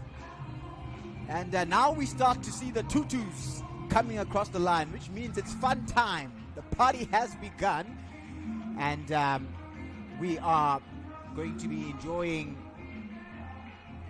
the rest of this race here with many more festive outfits, shall I call them. Tutus, headdresses, there we go. As I mentioned, headdress, and so that wonderful hairstyle with pink pigtails, ponytails, appears on screen. Doesn't she look fabulous? And we'll see many more. We might even spot one or two men in skirts, if that's still a thing. They love to participate, as we see the president of Athletics Gauteng North and his deputy just walking and inspecting, making sure everything is as it should be. And she glances at the watch. It's one of the fastest courses that we'll enjoy here. So thank you so much for enjoying this race with us. Of course, the SPAR Women's Challenge here in Tshwane has been won by Glenrose Taba. We'll confirm a little bit later on whether it was a course record indeed. We do have one of the foremost athletics journalists in the country coming up. But first up, someone else joins us here in studio. Yes, so we are joined here in studio. Earlier on, we spoke about the different NGOs that are involved with the SPAR Women's Grand Prix. So right here in studio, we're joined by Mr. Ramotso Manamela from the Libone for Women, Children and People with Disabilities. Welcome to studio. Can you talk to us about the Libone institution and what you guys do? Mrena Manamela, a little bit closer. Thank you, sir. Libone for Women, Children and People Living with Disabilities. It's an NPO that was officially registered in 2023. But we've been doing the groundwork since 2015. What we basically do is, we are an anti-GBV organization. We are also looking after people living with disabilities. We've got a center where we cater for people living with disabilities. Where is the center? In Mabopane. Mabopane? Yes, Mabopane okay. Block X. So what we do is, we operate from Monday to Friday, during school terms, because our beneficiaries, they rely on the center for skills transfers, for skills development, and general care. You know, the issue of especially young people, children living with disabilities, I'm going to speak from the heart. When we were growing up, it was the case that sometimes you find a disability is locked in the house. Yes. Can't go out. Yes. There was maybe a shame in the family and in the community. Yes. Are we still finding that to be the case? Who's making use of your center? Yes. That's one of the main reasons that why we established and fully registered Lebone.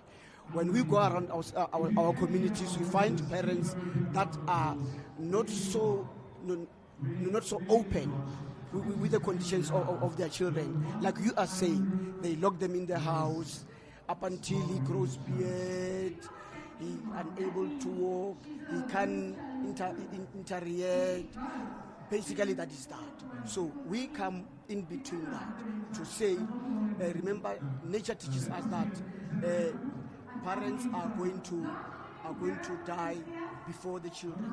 Now, the young ones must be able to be skilled, to be looked after, to be able to look after themselves. To have some sort of independence, even when you have a disability, living with a disability. Yes. So what sort of skills do they learn there? I see you've got something there. Yes, Does this come from your center? Yes, this comes from our center. This is done by our beneficiaries. Beautiful. This is done by our beneficiaries. Good work, huh? Yes, thank you very much. Thank you very much. So they make it there, and then do you sell these wares, or how does it work?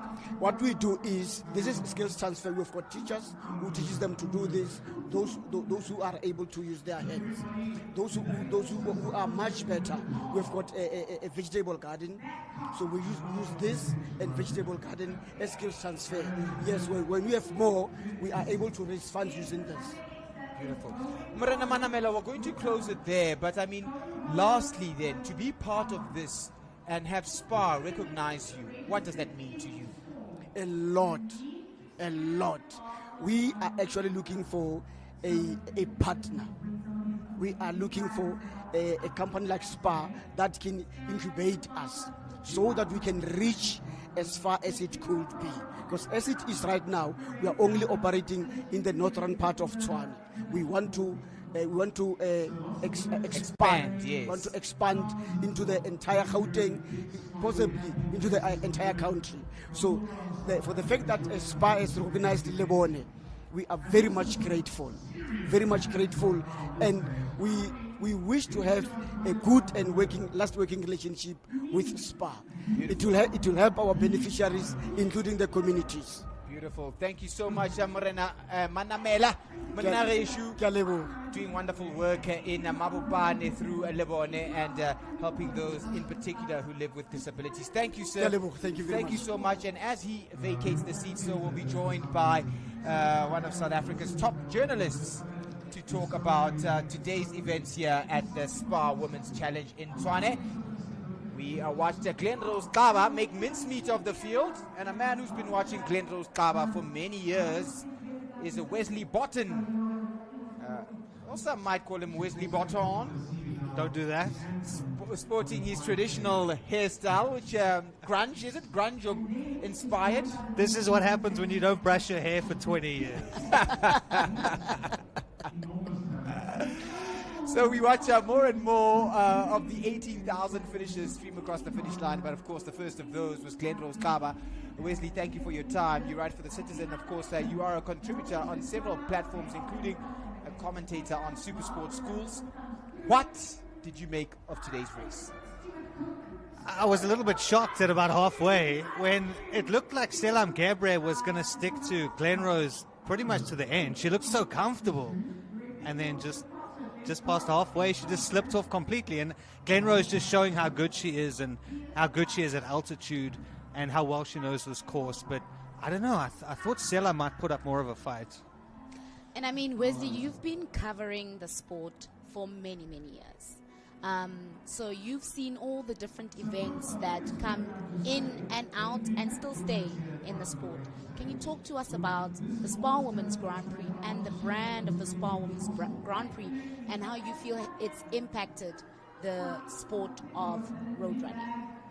So I think, over the last sort of 10 years, we've seen specific athletes dominating the SPAR Grand Prix, right? So you have Helale Johannes for a few years, and then you have Tadu Nare dominating, then you have Glenrose Kaba dominating, and this is the first year I think we've ever seen where we're actually going to have a competition over the last couple of races in terms of who's going to finish on top. And I think the reason for that is the depth and the quality that we see in South African women's road running these days. So we have Taylor Kavanagh, who's not here because she's at the Commonwealth Games. At the last Grand Prix race, Glenrose Kaba was not here because she was running in Atlanta in the United States. So they've really raised the bar not just in South Africa, but internationally. And I don't know how much SPAR wants me to mention other sponsors, but there are 10-kilometer series across the country now. We have the Total Sports Series, we have the ABSA Series, but it started with this. It started with the SPAR series, and if it wasn't for this series specifically, I don't think we would have South African women's distance running in the same position that it's Wesley, in. we're going to pause it there because those are wonderful insights and we want to dig a little bit more. But when you mention depth, then you're mentioning some of our elite performers. Let's head to the finish line where Annelie Bouwer is talking to another one of our competitors today, and then we'll be back with more from Wesley Botton. I'm standing here with Blanche Moyla. She's a legend. 100 SPAR races completed, and she's 70 years old. How are you? And congratulations. Thanks so much. I just feel so privileged to be able to do my 100th in Tshwane. It's one of my favorites. Obviously Durban and here. This is like home, away from home.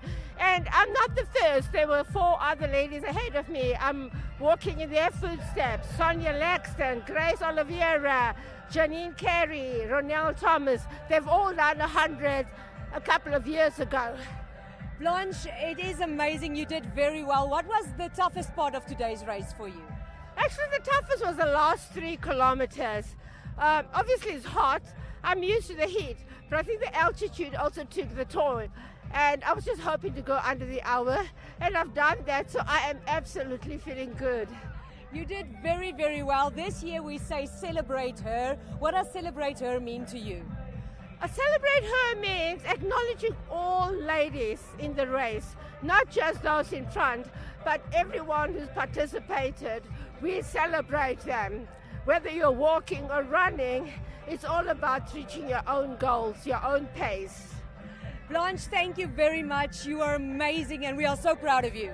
Thank you so much. I appreciate this privilege. Wow, congratulations. Legend of distance running in South Africa, the very first black Springbok for South African women to earn Springbok colours back in the mid-1980s for cross-country.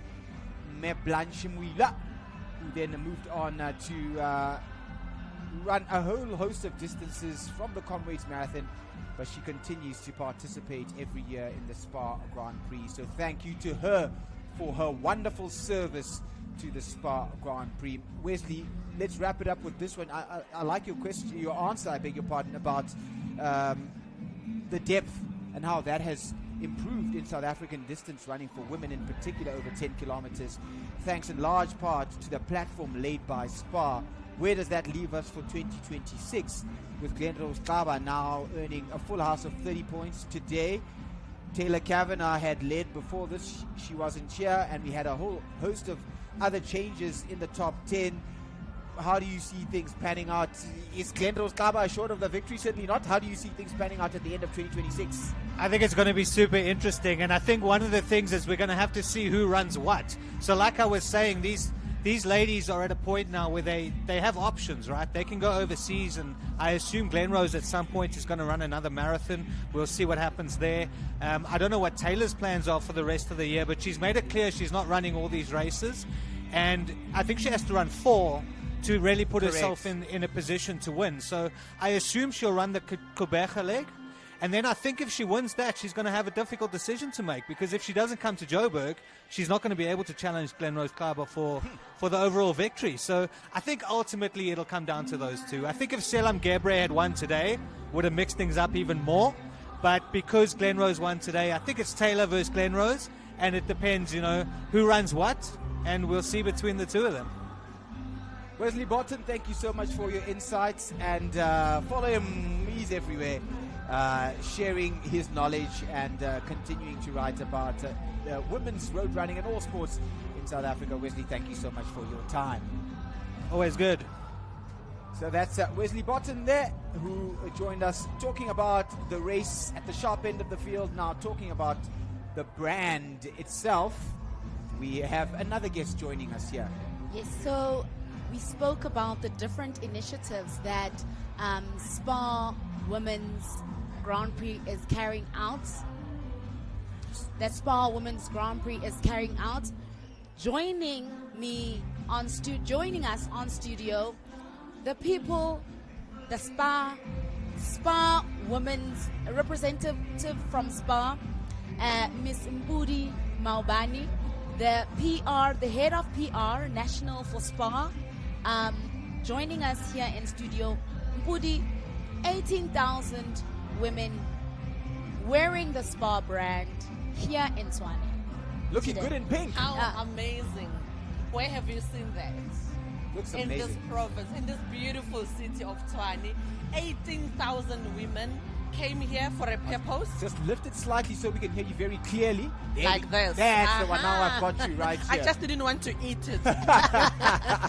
So you're saying that 18,000 women exactly came here not because they only love SPAR, but they are serious about NGBV, end period poverty, healthy lifestyle, and the big association with the SPAR family, and actually creating healthy communities, nice conversations that women are having throughout this race. It's a community, it's an appointment that we have with them every August in this beautiful Jacaranda city of South Africa. So it's quite amazing actually to see such energies, beautiful color, women coming together with their families. I saw a woman actually who was pushing, I asked, and then she said her child is only 6 months old. She came with a stroller and everything. The whole family is here, they're excited. They're saying it's in their calendar. They're celebrating this thing, and I cannot be proud enough as a sponsor to see the amazing energy and the camaraderie that is happening in the stadium through our brand. That word you use there, appointment, is a key word for me, because the economic environment, not only in South Africa but globally, has been challenging. Yes. And yet SPAR decides to keep going when you could have said maybe, hey, let's scale back. Yeah. Why is it important for SPAR to keep this appointment year after year after year for more than a generation now here? in the SPAR Women's Challenge? The answer is simple. We are a responsible business. We do business with our communities. We have customers that come to our stores on a daily basis. We have stores that are operating 24 hours. We have loyal customers throughout the years. So we have proven beyond doubt that our relationship with our customers is not only transactional. They give, we give back. So it has been a healthy kind of a relationship for many years. So we only don't receive their cash at the till point and walk away. We are interested in the livelihoods of our communities. We care for the communities of this country and otherwise. We make sure that we listen to their stories and invest in them, support them in whatever that they need in their communities. I mean, the 10-kilometer race is one thing, but there's other things as well, right? Why get involved? Because you can sponsor a 10K race and they say, right, that's it. But now there are all these campaigns. We were just joined by the people from Labone out in Mabupane who are dealing with those living with disabilities. Why are those types of things? Women deserve to be on the center stage. And you don't have to be a professional to actually be on the center stage. Women deserve to be in those bathrooms. Women deserve to be celebrated. So imagine if we're only to do a 10-kilometer for professionals. What happens to those who are still dreaming to be a professional? So we give them an opportunity to say, come and dream with us. Whether you run or you walk, there's a 5-kilometer available for you so that you can dream, you can hope. And also, a lucky winner today will walk away with a car. That person is not even a professional or anything. They came, they participated in a number of draws and competitions that are available. They are going to walk away with a brand new vehicle. That is a life-changing moment for any person who cannot afford to actually have a car of their own. And over and above that, we even assist them in terms of acquiring their driver's license, because you can be entering a competition right now to find that you won a car and you don't have a driver's license. What then happens? We cannot say we remove the car away from you because you don't have a driver's license. So those are some of the smaller things that we are assisting our communities. We're empowering them. So we are very serious when we're saying we are empowering the communities that we serve. It's a very serious mandate and we take it very seriously. It's not only on the annual report, it's not only on the websites of SPAR.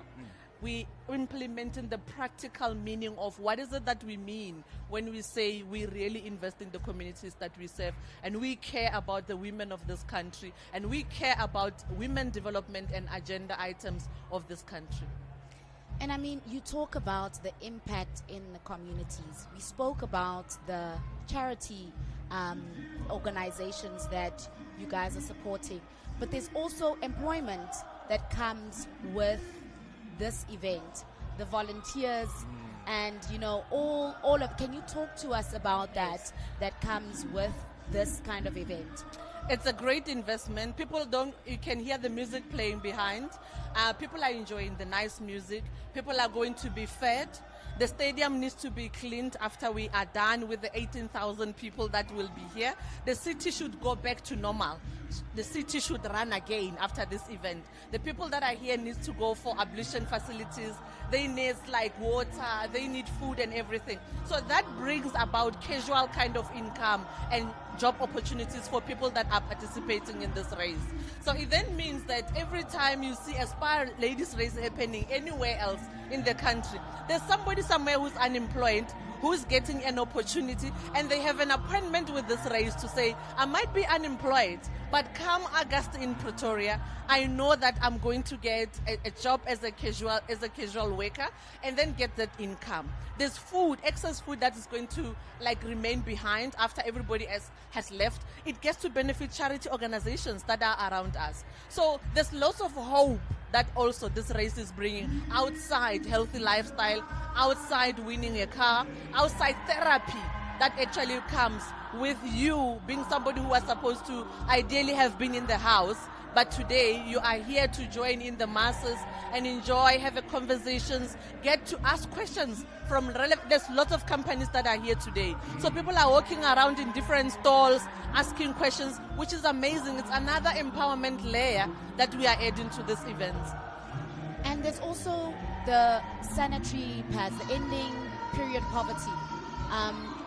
There are initiatives that SPAR is doing at the SPAR branches, and also the plastic bag on the SPAR. Yeah. You spoke about it once. What is on that plastic bag at the SPAR? On the SPAR plastic.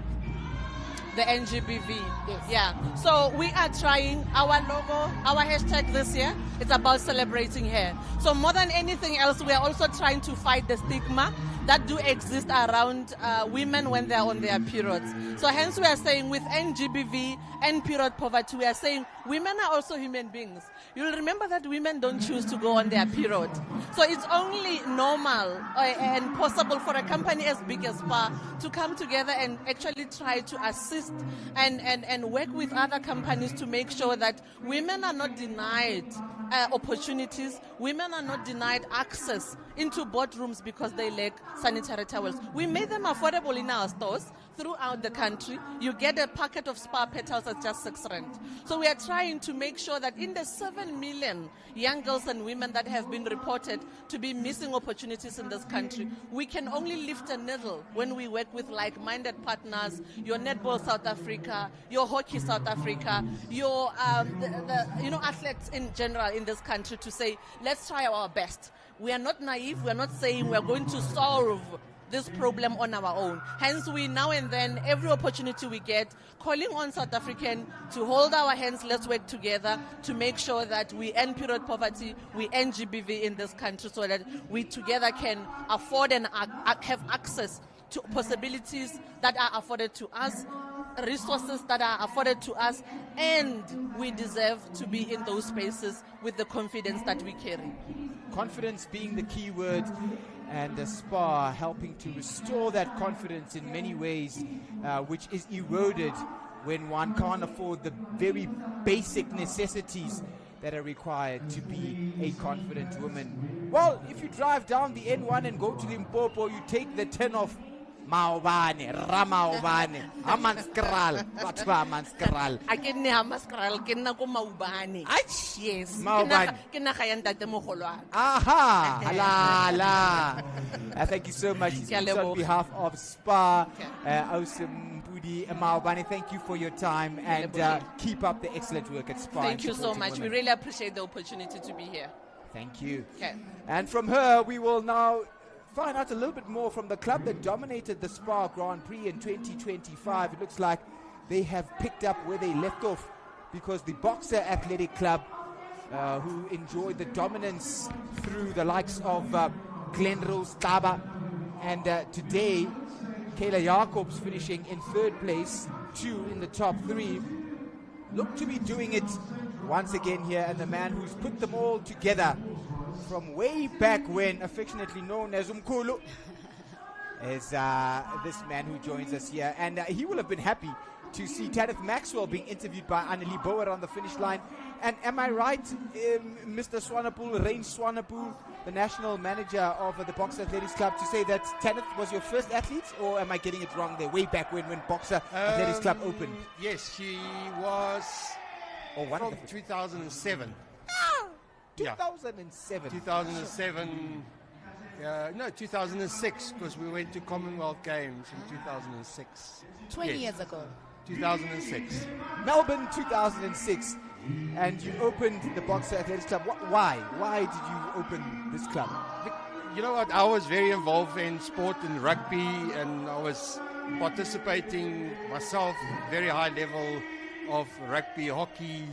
I went to South African schools and athletics, but I always wanted to manage athletes, whether they were rugby, whether they were whatever. And then the company director at the time, Boxer, had 5 stores, said to me, "You love sport, why don't we open an athletics club?" Oh, wow. And we started in 2004. We started. So we're 21 years today. And the rest is history, yeah? The rest is history. I mean, you've produced so many Olympians, national champions. You know, the club is really producing a lot of South Africa's top athletes, and not just in senior level, the junior level too. So what is the approach that Boxer takes when it comes to getting these athletes into the team? if you say produce, I think what it is that we've created the environment for those athletes that have come in. Each and every one of them would testify that there was never any pressure on them that they must do this and must do this event. And my wife has done 12 comrades back to back, but I have never been an ultra marathon person. So I've always enjoyed something to happen. It's got to be fast, it's got to be over, and we've got to move on. And I think it's just it is. We are so relaxed, and like today, none of them have seen me. Well, I haven't seen Glenrose, I haven't seen Kayla. They're having their moment now, and I think that's part of the success that we're having. It's about them, it's not about me. So why is the SPAR Grand Prix so important to boxer? You've been winning it in certainly the open category for many years now. Why is it important? Well, we just had a chat now. You just had a chat with the PR now from SPAR, and she's like, I don't want to talk to you. And I'm like saying, you know what? We've been there for a long, long time. And today, I looked at my phone. 7 women in the top 10, 10 in the top 15, and I think 14 in the top 20. I think. And look at the standards, in that top 20 were 2 juniors. So it is always going to be a very important player. There are many races coming up now. Yeah, a lot more than before. But this still has a different, unique Grand Prix series. It's always been very special. Well, thank you so much, Mkhulu. Thank you for your time. Well done on more than 2 decades of short distance dominance. And I think from South Africa's running public, a big thank you for supporting track athletes in a way that sometimes they don't get the support. And we see the results in the SPAR Grand Prix. Thank you for your time. Thank you, guys. Rain Swanepoel, National Manager of the Boxer Athletics Club, joining us here in studio after doing ever so well in the SPAR Grand Prix, SPAR Women's Challenge here in Tshwane once again. And from boxer to Nedbank, and they take this one very seriously. Who joins us now, Zintle? So joining us in studio, Ingrid Koster. You were out there today running. How was it? Let's make sure we can hear you, Ingrid. Can you hear me? Yes, go for it. This was a fantastic experience to have seen this wonderful woman that is behind us as elites in the front. It is just magic, and I think every woman should celebrate themselves today. Ingrid, I must say, like so mooi. Did you run? Because I'm not sure that you ran. And we know you as a wonderful age group performer. You're always on the podium for your age group. But did you run today? I did for certainly ran today, yes. What? And she's just finished, and then what was your time, if you don't mind me asking? 44 minutes. 44 minutes. For the Masters ladies. For the Masters ladies, so she's over 50 years old, and she comes here looking absolutely spotless, and it's a testament to that. How important is the SPAR Grand Prix, in particular for our age group performers, because we see a lot of very good competition for our veterans, masters, and grandmasters? You know, Nick Bester, our Nedbank team leader, national leader, he always said to us that we are more than a club. And that philosophy as being a family, I see in the SPAR series race as well. This is at a massive, big scale, and it gives every woman encouragement to run this. And it brings everyone together. When you stand at the start line, we all just won. And then we all finish at the same end line. So we're all winners. That's how I see it today. Everyone's a winner, and SPAR remains important. How many have you done? I see here every year. Do you know? Because I see, for example, Nedbank, especially here at AGN, always brings a big team to the SPAR here in Tshwane. How many athletes did you bring here today, and how many years have you been doing this for? This is my 4th year. I'm doing it for the elite for Nedbank, and this is also a big encouragement for Nedbank to bring the best of the best, and just people that want to have fun as well, because we mustn't forget that fun is also part of the joy of being an athlete. Awesome. Ingrid, well done, and keep inspiring me, certainly when I speak for myself, as on the podiums almost every weekend you are somewhere. Yes. And well done to supporting all your fellow athletes at the Nedbank Running Club as you continue to produce very many excellent female age group performers. Thank you so much, and thank you for SPAR for this wonderful opportunity. And let's bring just more women together, and let's do and embrace this every year. That's Ingrid Koster of the Nedbank Running Club here in Athletics Gauteng North. Thank you to her for her time.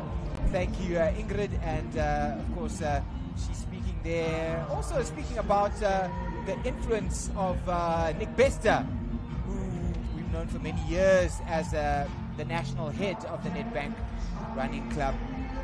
And he knows just how important it is also to keep inspiring age group performers to keep participating, and Ingrid is doing exactly that. And now we've got a beautiful lady joining us here in studio from the sanitary pads beneficiary. We spoke about the end period poverty that that SPAR is trying to drive, where sanitary towels can be bought for just as affordable as 6 rand. 6 rand. 6 rand Oh.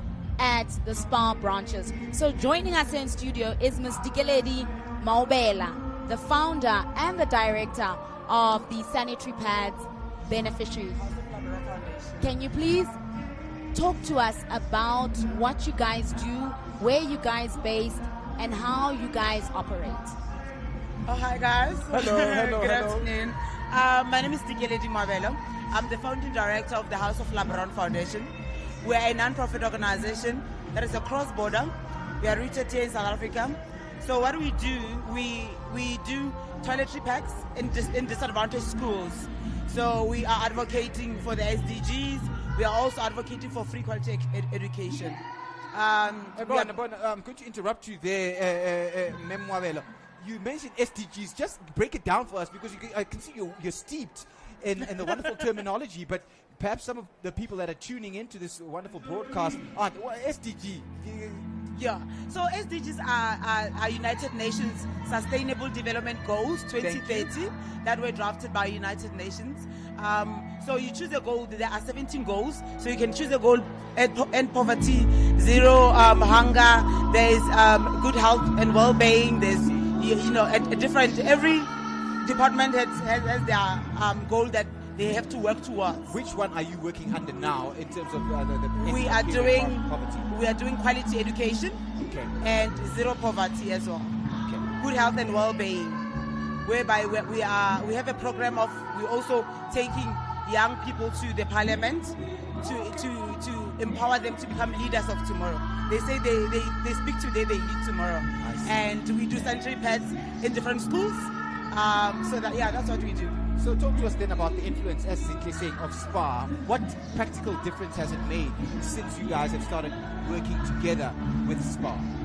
Wow, we were so shocked when we got the call from SPAR. Actually, we were recommended by Social Development, and that goes to show that when they called and they said who is doing the sanitary pads, and then they recommended us. We've been running this for 8 years, so it's only fair that we are recognized, because we're very resilient, very passionate as well. So partnering with SPAR is a huge deal for us of Labron. We are so excited. It's gonna benefit a lot of schools in Mamelodi. That's the way we're actually focusing on right now. That's our reach. So does this mean you're going to get sanitary pads, which you're then going to give out? Yes, we go to different schools in Mamelodi and donate to different schools. Yeah. Beautiful. So you can imagine. Yeah. How many young people, how many learners do we impact through? Did you say House of Labron? House of Labron. How many do we impact? We are also a cross-border organization. We've been to 6 countries. Okay. We've done Nigeria, we've done Swaziland, we've done Namibia, Lesotho, Botswana, and we are doing Zambia now. So we do different schools there, and in South Africa we've done more than 7 schools. So each school randomly they'll have 1.5, 1.8 learners. Yeah. Oh wow! So we're you can imagine about hundreds of thousands of young people that have been impacted upon through this project, and we hope for many more here that will be touched by your work with SPAR, specifically in Tshwane. So, pardon? I say specifically in Tshwane. Where can people find you if they now inspired We're by on what Instagram, honey. We are live there. On the gram, House girl. of LeBron F. There's a body of work, beautiful page. People can follow us there. People can. We're also on Facebook, the House of LeBron Foundation. Okay. Thank you so much. Memwabelo, yes, for your time, and well done. Keep up the excellent work, and we look forward to perhaps a long-lasting partnership between the House of LeBron and SPAR. Thank you so much for having us. Thank you. And House of LeBron spelled Labron, not LeBron like LeBron James. Okay. It's Labron.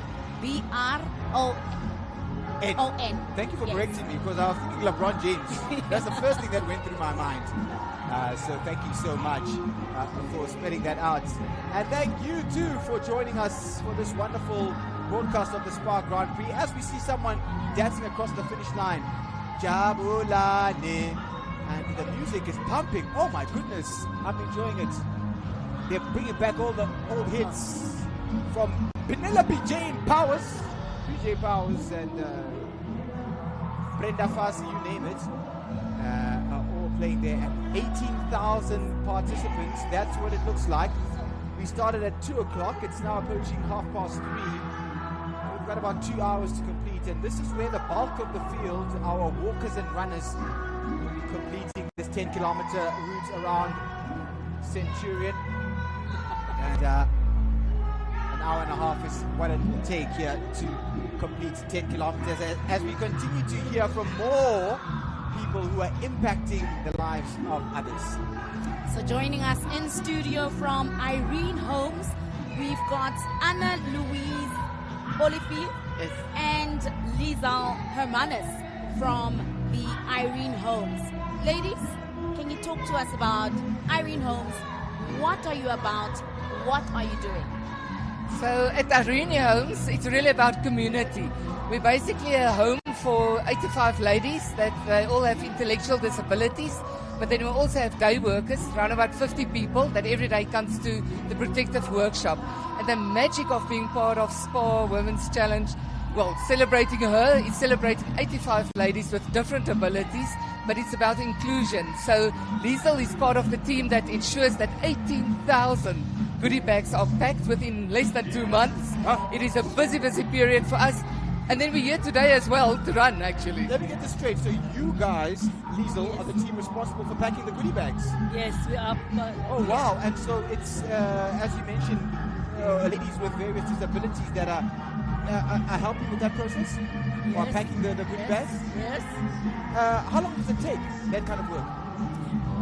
Normally we have 6 weeks to pack it, but the suppliers was a little bit late this year, so we actually had 3.5 weeks to pack 18,000 goodie bags, and we did it. Yes. What does it mean, perhaps, to speak on behalf of the 85 ladies, what does it mean to them? I don't know, maybe a sense of purpose to have that kind of work to do? They love it. That is their main event for the year, because we also do Josie. So it's 6 months of our year that we just pack SPAR. Irrespective of Tshwane or Joburg is, but we pack both of them. And they are excited about it, because when they know it's SPAR time, they'll remind me to say it's SPAR time, that we must pack now. So yeah, they're on top of their game, I must say. But they love it. Yeah. Maybe back to you, Anna-Louise. Talk to us in general then about living with disability, working in the environment that you work in, especially for ladies. I mean, where do the ladies come from that end up, being housed by you? What's the process there? How do they end up being looked after by you? Okay, yes. So Irene Homes actually is in existence for more than 100 years. So it's a home with some of our, well, we call them the youngest residents, but the oldest residents is 82 years old. And then we've got adults literally from school. So the challenge often for families would be at school there's still accommodation of someone with an intellectual disability, or there's maybe special schools. But what where does that adult go in terms of they can't really go into the open market, employment is difficult, but we truly believe in the dignity of every person. So instead of staying isolated in a community or in a family where also the family need to work and, get on with their life commitments. So Irene Homes, what I truly believe is our gift, and also why we do exist, is also to relieve families from, they do have a safe place. It can sometimes feel like a burden. That's it. And I know for a lot of families, especially as they themselves get older, the parents, it is really no longer possible for them to keep their child with a special needs or with intellectual disability in their home or in their community. And that is where we then really fit into as part of the community. We've got an awesome charity shop that the whole community of Irene and everyone else supports. On your premises. On the premises. So it's all about self-sustainability, SPAR now through and I think that's where celebrating her for me, for us, carries so much meaning, because we call it from our entrance gate right through the charity shop to the houses where they live.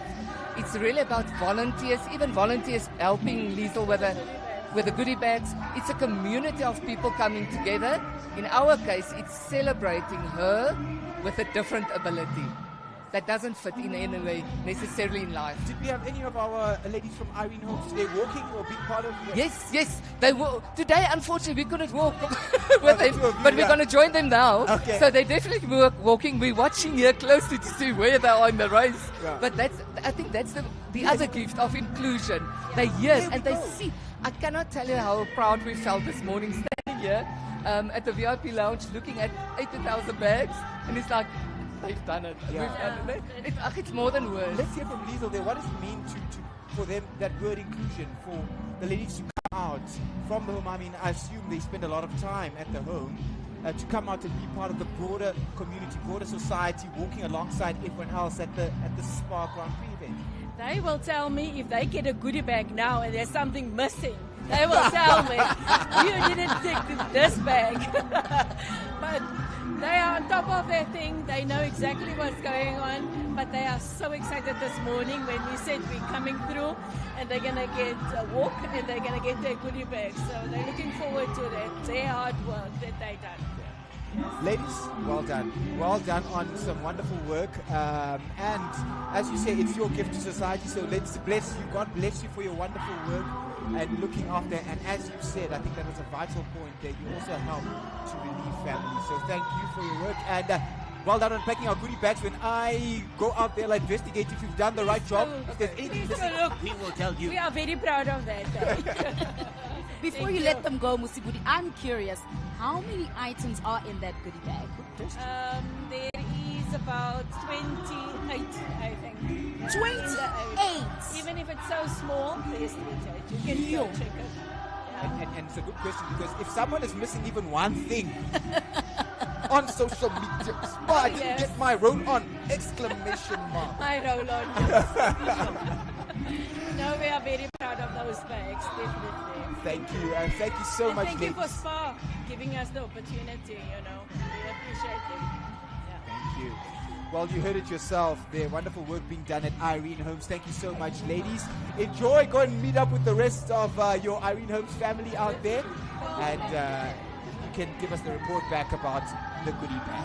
I mean, 28 items, 18,000 goodie bags. Packing that in 3 weeks.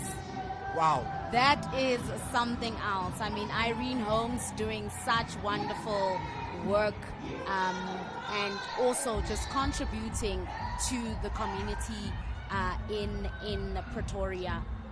So they thanked SPAR, and we have to continue to thank SPAR. Of course, we heard nationally in terms of PR from Mpudi Mahabane, but now let's hear from SPAR North Rand, which works in this particular area. Remember, SPAR works in terms of distribution units, shall I call them?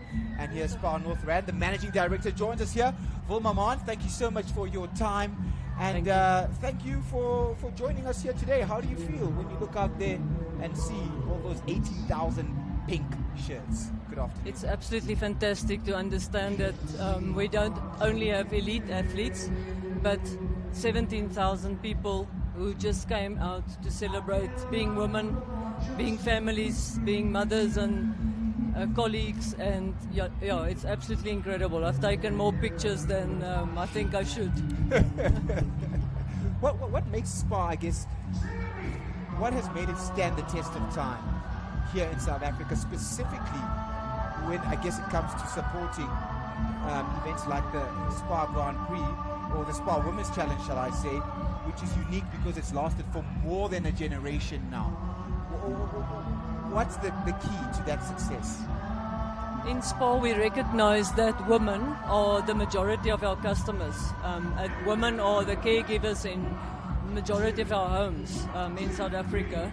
So this is an opportunity for us to also give back, but at the same time to create a platform where women can express themselves and come and just celebrate being women. And then we use the proceeds of events like this to support other causes such as ending gender-based violence and more recently ending period poverty. And then we also use the opportunity to support community projects such as Irene Homes, etc. It's been 30 years, I believe, that we've been doing this. It's obviously evolved to a much bigger event than it was at the beginning. But yeah, we are really proud to be associated with our women and with events of this nature. And I mean, you talk about the size of the event. This event sold out in just a few days. And, you know, can you talk to us about what is it that you guys are doing that people the race is sold out in just a few days?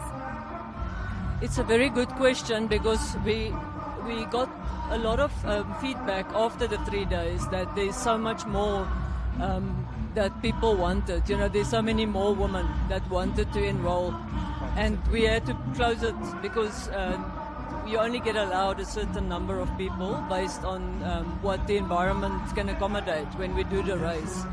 So we are already racking our brains and thinking how we can make it possible for more people.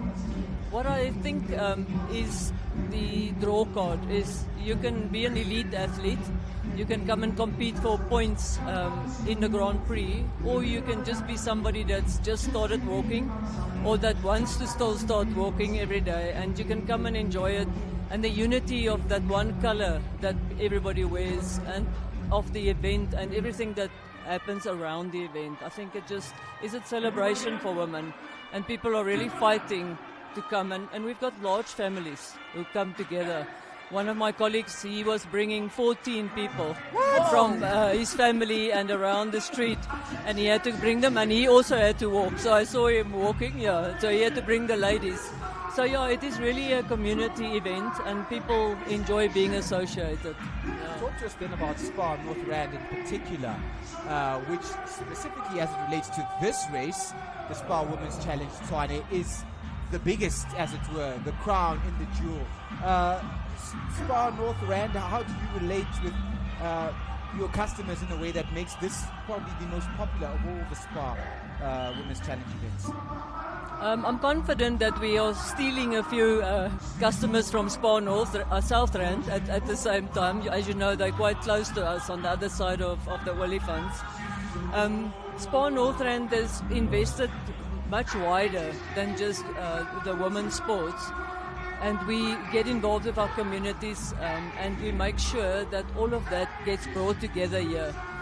If you look around all the different stalls that you see, you will see that it's other community initiatives that come to us and say, can we be part of the day, so that they can also get the exposure. So I'm sure I'm not really answering your question, but in essence, it is the fact that we open the doors for sponsors and for other communities as well. Yeah. Which is, I think, which is very important, because if you're open, then people feel like I belong here with this brand, and then I'll also take part.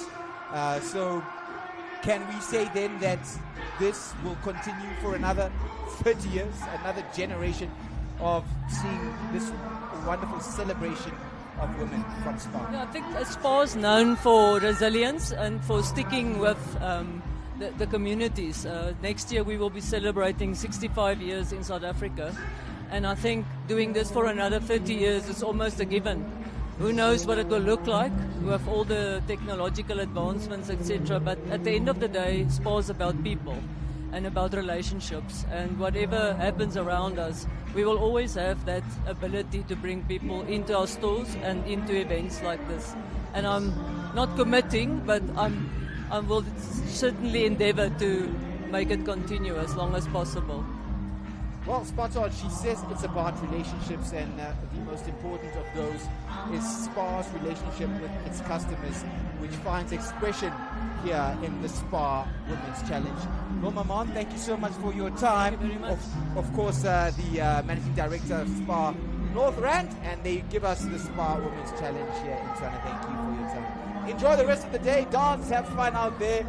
I know Martin Bester gets people moving, known as a presenter, but also a wonderful musician as well. As we change direction now, staying with powerful women, from one powerful woman to another.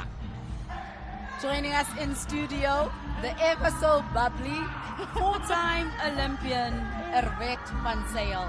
You were out there today. How was it out there? Firstly, it was very nice, the vibes and everything, and I love this race, but man, oh man, this race is tough. Oh my word. I knew coming into this race it's going to be tough because it's the first time in 7 weeks that I've been racing now again. So it's been quite a downgrade from comrades to running 10K again, but I must say this 10K felt far. So it was a bit of torture, but it's a great vibe, great race, so kind of enjoyed it. And you mentioned 6-7 weeks ago you were doing the comrades, and you're here today, and very competitive with the people who are specializing with the 10-kilometer race, and you've moved to the ultras. How do you do that balance of doing the shorter races and the longer races, and how are those legs after comrades? Well, I must say, I think I didn't train enough after comrades to run a 10K today. But yeah, for me, it's always nice coming back from the ultras to the shorter distances. I came from the shorter distances, so that's where I feel actually comfortable. It's not for the ultras, I don't feel comfortable yet. But it's quite a switch coming from an ultra back to 10Ks again. I know after this race it will go better again. But the first race back after ultra is really tough always. But the rust is busted and I can go just improving from now on. But it's always great being part of a 10K. That's where my love for running started. So I will always cherish the 10Ks. And on that note, do you remember your very first SPAR Women's Challenge 10-kilometer race? Yes, I can remember my first race. It was back in 2002. I was actually still 14. I had to lie about my age because you had to be 15. Yes. But then I still raced with Poppy, and I was so much taller than Poppy. But I came second to her, and that was my start of the SPAR ladies. Yes. Oh wow, Yeah. what a magical start. And which SPAR was that? It was Durban SPAR. Durban SPAR. Yeah. So there we go, 2002, 24 years of participating in SPAR. Why do you keep coming back to this race year after year?